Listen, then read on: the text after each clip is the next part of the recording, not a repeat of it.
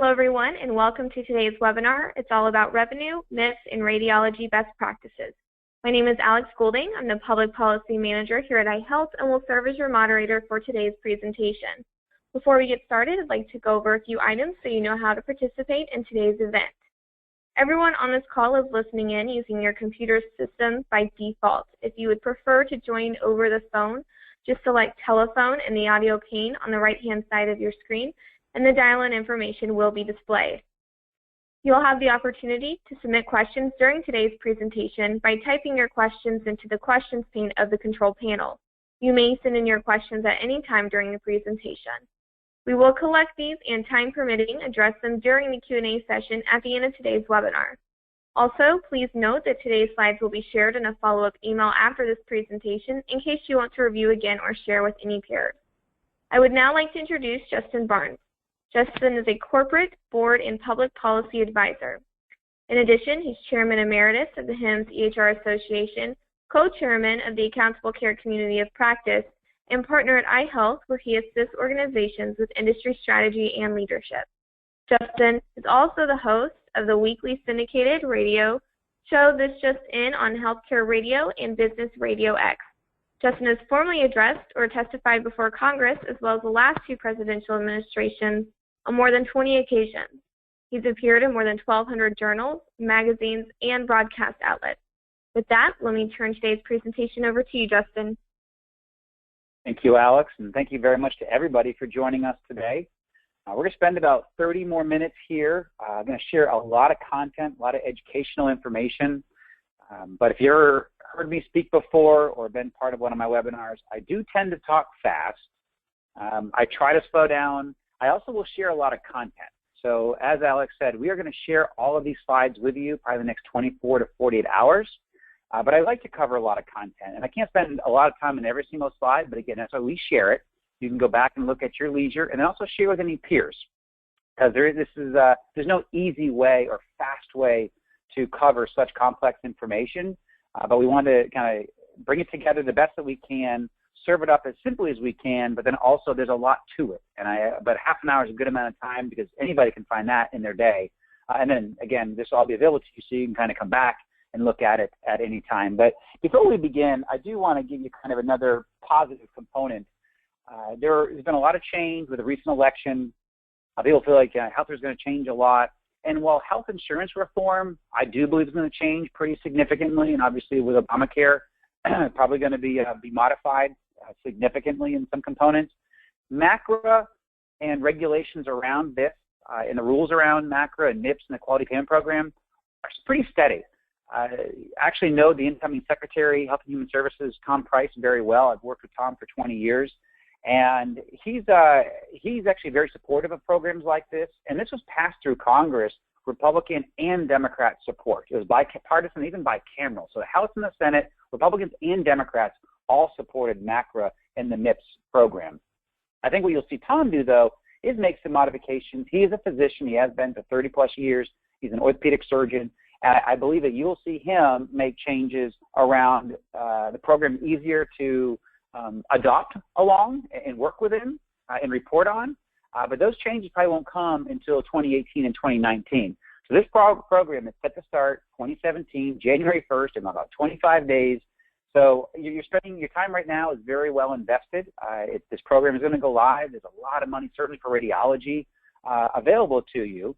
But before we dive in with MIPS specifically in the program, I want to take a step back because when you look at the real revenue opportunities and the revenue sources as part of healthcare in your organization, whether you're in a practice or a hospital, it's really going to come down to optimizing your business processes internally. 80 to 90% of new revenue opportunities and increasing cash flow will come from your optimization, efficiencies, and economies of scale, as well as optimizing your revenue cycle. And a lot of that actually integrates with MIPS and the quality payment program and other quality reporting that you want to do. It's all integrated. So before I dive too deeply into MIPS and the quality reporting, it's been a couple slides here looking at ways you can increase revenue by $100,000, $200,000, $500,000, $1 million based upon your current organization and your current structure, depending upon the size of your organization. But even, we'll find $100,000 for a standard 3 or 4 doctor radiology group. There's a lot of money out there if you do some of these strategies right. And with tremendous ROI. But starting off with new service and care delivery opportunities, just to make sure that you're looking out across your community, you're looking for new ways to interact and bring on new patients. And some of the ways, even conducting business with your current patient load and your current patient base or your current community. Make it easy for patients to access scheduling or to schedule appointments. Make it easy, and I say that being, organizations don't pick up the phone a lot. And practices and sometimes hospitals don't pick up the phone to schedule appointments or offer simple to use, easy to use online scheduling type programs. Those are very inexpensive with tremendous ROI. Make it easy for patients to call you. Make it easy to patients to schedule appointments with you. And also on the appointment side, make sure your patients aren't waiting more than 15 to 20 minutes. The moment they wait more than 20 to 25 minutes, there's a direct correlation to the value and the quality of the care that they just received regarding their perception. They don't feel it's as strong. They don't feel it's as good. So you want to be careful not to let them wait. Once in a while, waiting is just fine. Things happen. People get behind. But if your average patient is waiting more than 20 to 25 minutes, you've got to realign. You've got to look for other strategies. You've got to look for workflow solutions, best practices there, because 5 to 15% of future payment models are going to be based on patient satisfaction, and a lot of those already exist today. Certainly in the hospital space, they're going to exist under MIPS, and they're going to invest in certainly value-based care and other patient-centered care type models, which is very near and dear to Tom Price's heart.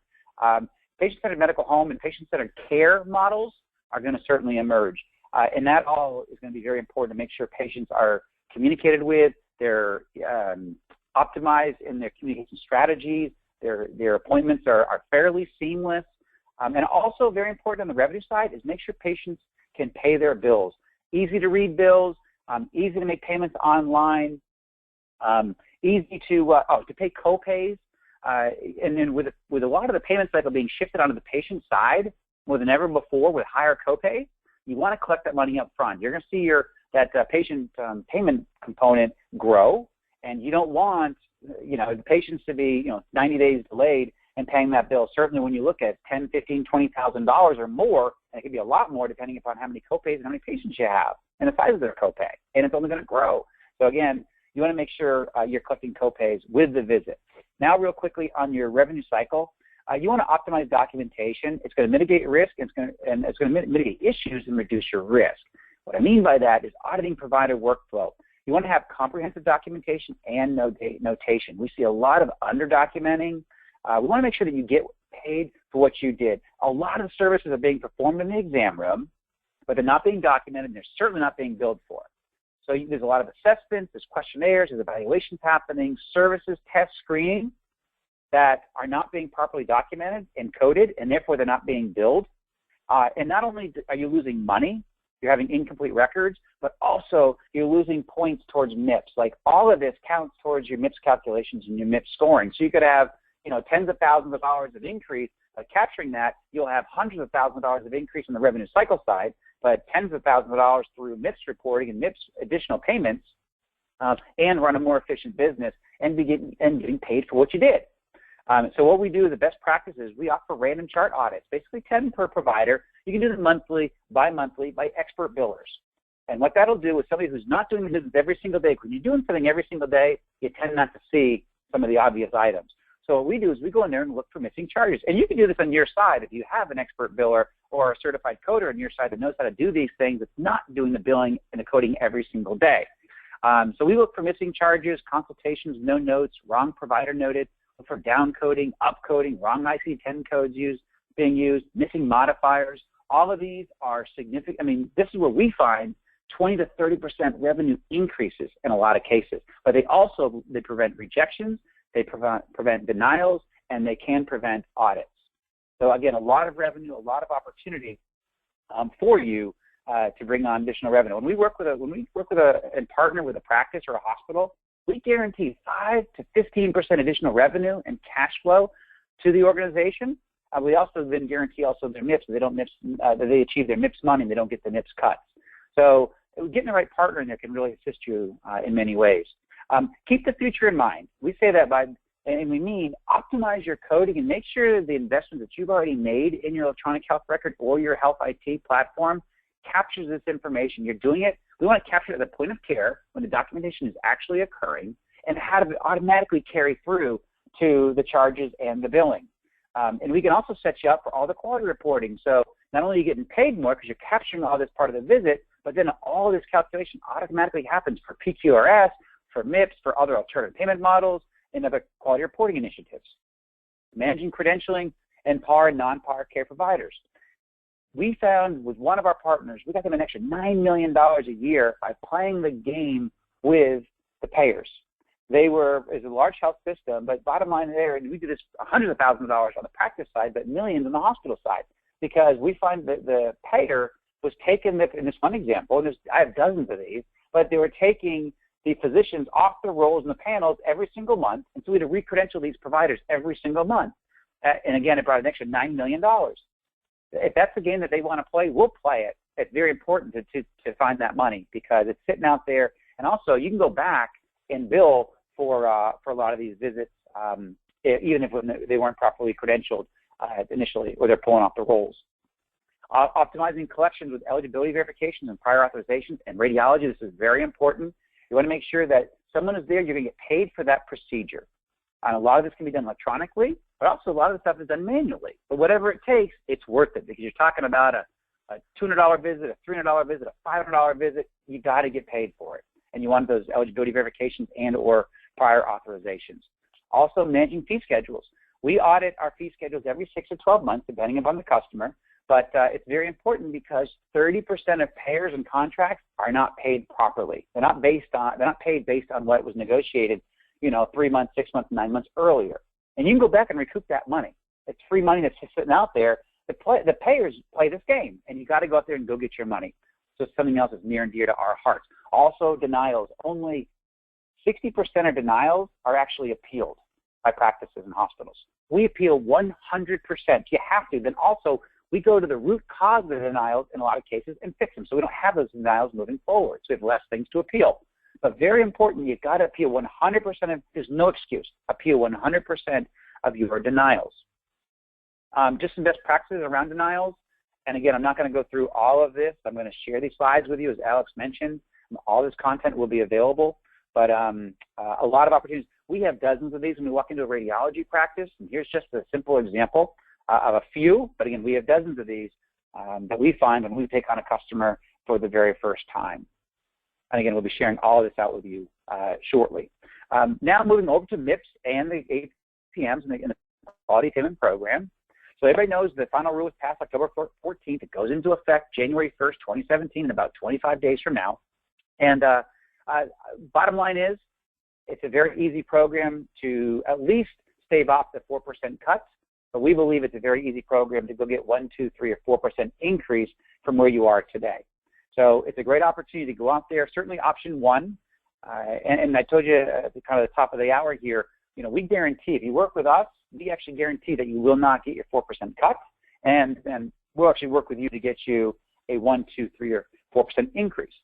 But option one allows providers to report, and anybody can do this in my opinion, allow providers to report one quality measure or one improvement activity or 4 or 5 advancing care information measures over a 90-day period to avoid a negative payment adjustment. So option one staves off that 4% cut that we've read so much about, that we hear so much about, the gloom and doom. Guys, it's very, very easy to not receive that cut. Certainly if you're the right partner to come in and set up your EHR, make sure you're capturing the codes in the EHR as part of the visit and then reporting on it and setting up your dashboards. No problem at all. So that's option one. Everybody should be able to qualify for that, certainly if you're taking the time to listen to me today. Option two allows providers to submit a mixture of measures and activity data for a minimum of 90 days. It could be 90, it could be 180, it could be 190, it could be 270, whatever it is. It's not for the full 365, but it's between 90 and 360 days. A mixture of measures and activities. And that means you can start after January 1st or even after January, and you can earn probably a small payment adjustment. Could be 1, 2, or 3%. So again, option two is we're going to focus mainly on option 1, 2, and 3 for a lot of our customers. Option 3 now is you're ready to go January 1st or early in January and do your full 365-day quality reporting for 2017. And you could, earn a moderate payment adjustment. That's the official language, but hopefully you'll earn 3 to 4%. I'm certain you have a good partner, and I just spent all last week at the 5 practices setting this up, so they'll all get the max, hopefully the max incentive for 2017. It's not difficult. It's just, again, about setting up your EHR. It's about setting up the codes and making sure that we can report on the data and we can check in on dashboards. Option 4 is the advanced payment model. I don't know if we're going to have any of those people on the line right now, but that's really people who are going through the Medicare Shared Savings Track 2, Shared Savings Track 3, the CPC Plus, actually maybe the Oncology Track. So those would qualify for option 4. Most people, 75 to 80% across the country, if not more, are going to qualify for options 1, 2, and 3. So I'm going to spend most of the time today on those options. If you need help with option 4, certainly reach out to us. We'll help you in every way. So now talking about MIPS and the payment adjustments that are pending. If you totally ignore the program in year 1, that's starting January 1st, 2017, you get a 4% cut. So you don't want to just ignore the program. And these are all cumulative. So if you do participate in the program, as I just went through, there's different phases, and I'll walk through all the flexibility here in a moment. You can really get up to a 4% increase for 2017 for year 1. Cumulatively, the second year you get another 5% cut, so that'd be a total of 9% if you ignore the program, or up to a 9% increase cumulatively for year 2. Year 3 is a 7% cut, so that's 16% overall cut if you just ignore the program in year 3, and then or up to a 16% increase if you participate in the program very successfully, and then year 4 is a 9% cut, so that's 25% cut over 4 years. It's a lot of money to leave on the table if you don't participate in the program. But if you do participate, up to that over 4 years, a 25% increase. A lot of money and a lot of opportunity there for you. So now moving into the performance categories, there are 3 main ones for 2017. There'll be 4 as of now for 2018, but we're going to focus on the first 3 here. So the 3 weighted categories, first one's quality. That will replace PQRS, and that accounts for 60% of your total score. And then the next category is ACI, Advancing Care Information. That replaces Medicare Meaningful Use, and that accounts for 25% of your total score. And then the final category is Improvement Activities, and that accounts for 15%. That's a new program or new category, and I'll talk about that here in a moment. We're not going to talk about the 4th category there because that has been changed to start in 2018. So now these 3 main categories for 2017, quality, again, 60% of your weight. There are 22 measures to choose from. You can report on 6 to get your max credit under quality. Again, you'll need to report 1. If all you're trying to do is stave off that 4% cut, then you'll need to report 1. If you want to try to go for max credit, report 6 or a mixture 1 through 6, and that'll get you up towards 1, 2, 3, or 4% increase in your incentive for MIPS. On the Advancing Care Information side, based on your EHR addition, there are 2 options. If you want to go for this, again, you can do only one of these items. One measure through quality, or one of these 4 or 5 advancing care information, or this 1 improvement activities. You can do one of these categories to save off that 4% cut, or you can start to do a mixture of these and get, again, 1, 2, 3, or 4% increase. There's lots of flexibility, lots of different ways to be successful here. So now under ACI, option 1 is if you have a 2015 certified product, and that would be for the MIPS certification. Again, a 2015 certified product, EHR. You would have 5 required measures. You have 15 to choose from overall, but you have 5 that are required, 5 base measures to report on. Option 2 is if you have a 2014 certified EHR, so a non-MIPS certified EHR, and you had 4 required in that regard, and 11 total measures, but you have 4 base measures. So those are the 2 options. Option 1 is a 2015 MIPS certified EHR, or option 2 means you have a 2014 certified EHR, and then you got to go for one of those options depending upon which your certification level that you have. Now on the improvement activities, that's a 15% weight, and there are up to 4 improvement activities needed. Groups less than 15 eligible participants or you're in a health professional shortage area, you only have to do 2 activities.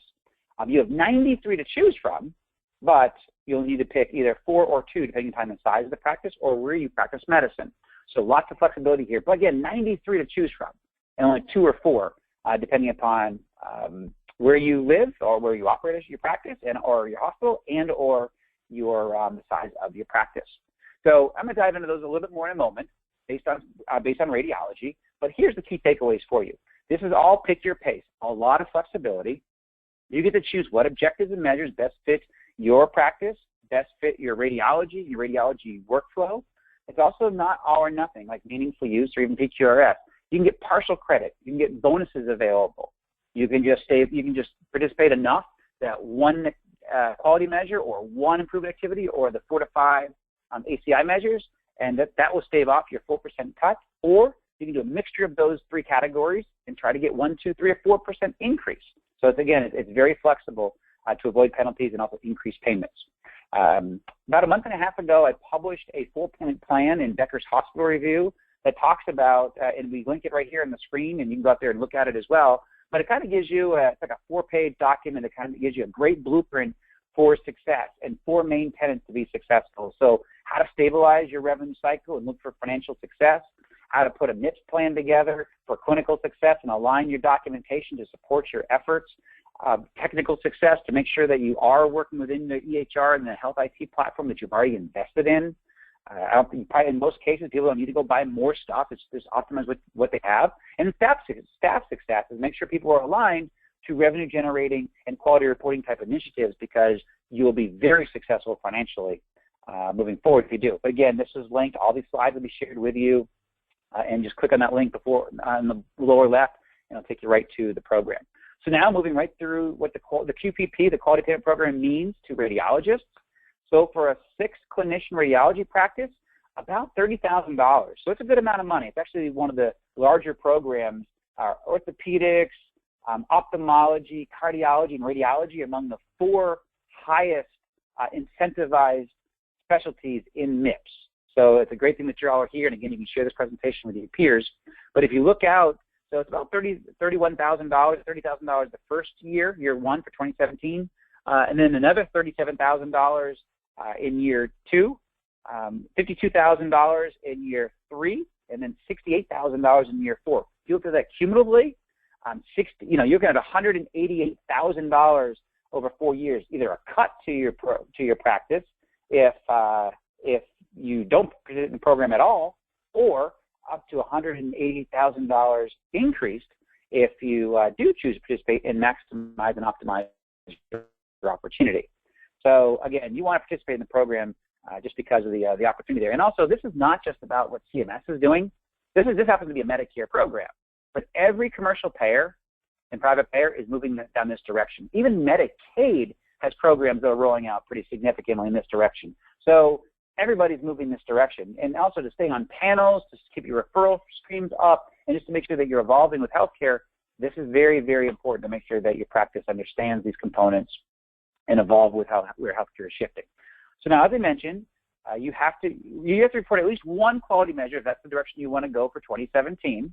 And you have 22 to choose from. Now, to get max credit, you only have to report up to 6, but 22 to choose from. The reason why I like to highlight that is because it shows the flexibility. You don't have to force anything. You just kind of go through, and I'm going to have to list all 22 measures here for quality.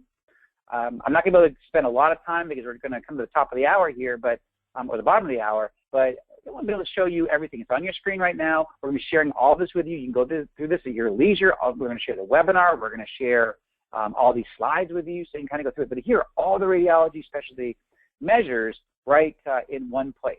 So you can see them all. And again, you only needed to pick 6 to go for max credit, but you have 22 to review and find out what works best for your practice, your workflow, and certainly your specialty. And again, all of this we shared out with you. We just want to make sure you had it in one spot, kind of like one-spot shopping. You can bring it all together. Now, if you find an outcomes measure that's applicable to you, because we're going to start shifting towards outcomes reporting, if you can, report 1 outcome measure in 2017. If you can't, then you just pick one of the other quality measures, high-priority quality measures. But you do need to look to see if any of these outcome measures do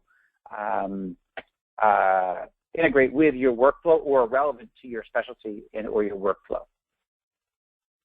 And they may not, but again, we just want to make sure that we listed them all here for you to go through. So again, we'll be sharing all this information out with you. We just want you to see it and kind of touch and feel it. The program is not scary. You're doing a lot of that work already if you're doing PQRS or you're doing meaningful use. There's a lot already there. So now under improvement activities, again, 93 to choose from. There's 2 slides here that actually show and highlight all 93. The red H means those are the high priority ones or the high weighted ones. And again, depending upon the size of your practice and where you practice medicine, you may not have to do 1 or 2 of these to get full credit under improvement activities for 2017. So again, I want to show you what they all look like. 93 to choose from. Again, you may only have to choose 1 or 2 high-weighted ones or 2 to 4 medium-weighted ones or a combination of medium and high to be successful. But it's not difficult, and you're talking a max of 2, 3, or 4. So again, it's not real difficult. And 93 to choose from to see what matches your workflow, your practice, and your specialty. So now on the ACI, the Advancing Care Information, this will replace meaningful use. Here are the core measures that we wanted to make sure that we showed you. Again, if you're using 2015 certified, a MIPS certified EHR, you have to report 5 core measures. If you base measures, and if you're not using a 2015 version, you're using a 24 certified version, then you have to only report 4. So now, kind of wrapping it up here, I want to open up for questions. What will it take us to succeed financially? You want to make sure that you're optimizing your organization. You can't afford to relinquish any money that you've earned. So when we look at efficiencies on the financial side, efficiencies on the clinical side, we want to implement best practices. And I went through a lot of those already, certainly on the revenue cycle and the clinical side with MIPS. You want to optimize your coding, make sure you have comprehensive coding, getting paid for what the visit is and what you're doing. You're sending out clean claims, you're managing denials, you get the root cause because you want to fix those denials before before they continue and they need to be an appeal. And again, be tenacious on appeals. Make sure you're appealing 100% of your denials. Eligibility verification, authorization management. Make sure that you're getting paid for the visit that you're about to have or the visit that's already occurred, because you just got to make sure. Certainly in radiology, those visits are need to be paid for and reimbursed for. You want to look at payer contracts and variance rates, like I mentioned. 30% of payers do not pay properly based on the contract that you've already agreed to and you've signed, and you want to go get that money. And you want to set up KPIs, key performance indicators, on the financial side, on your revenue cycle, as well as on your clinical side. There's a lot of opportunity for success here, but you want to set up those KPIs.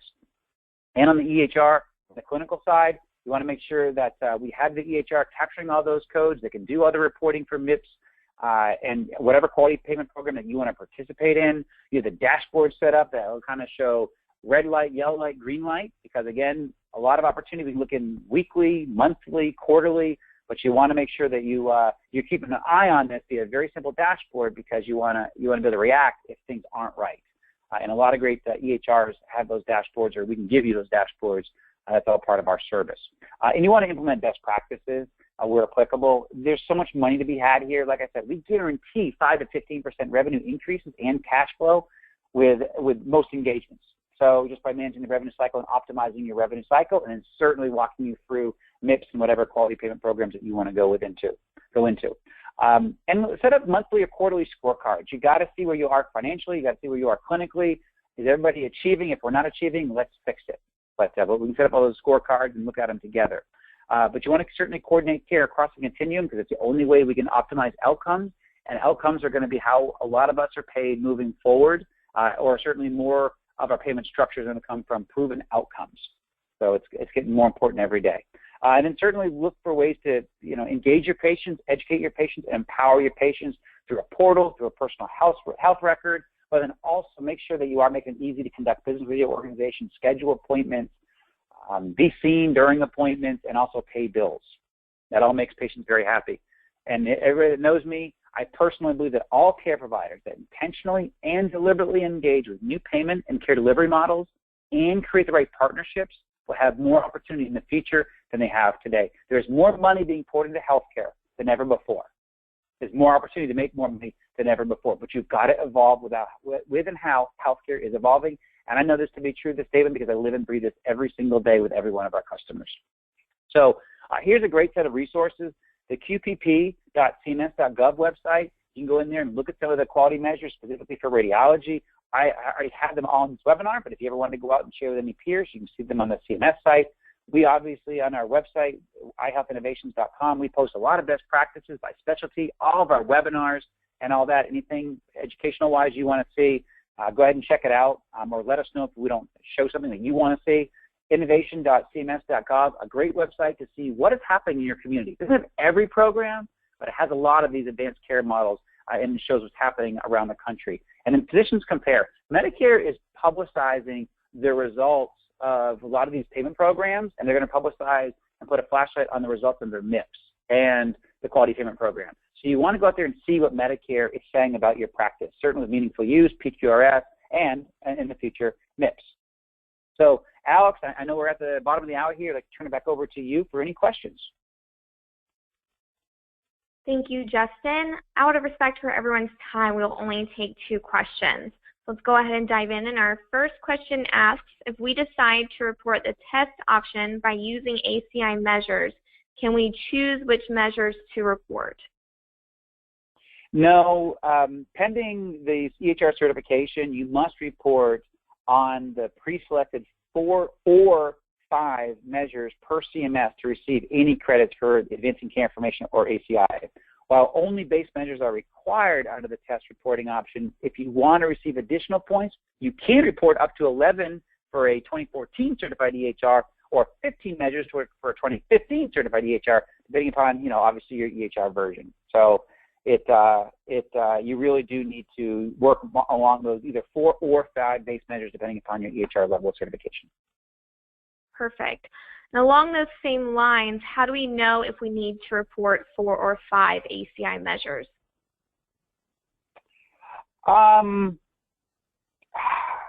24 cert has 5 base measures. 2015 has 5 base measures. And if you're unsure what your certification, how your EHR is certified, reach out to your EHR company, and they can basically show you the certificate.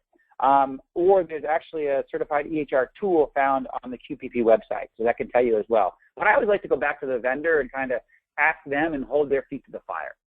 So. All right, well, thank you, Justin, and a special thank you to everyone for taking the time to attend today's webinar. It's all about revenue, MIPS, and radiology best practices. Once you leave today's webinar, you'll receive a survey on the presentation, and we would appreciate if you'd complete that and provide your feedback. As a reminder, today's slides will be shared in a follow-up email within 24 to 48 hours, and we will also include a link to view a recording of the webinar in case you want to review again or share with any peers. On behalf of iHealth Innovations and our presenters, thank you for joining us today and have a great rest of your day. Thanks, everyone.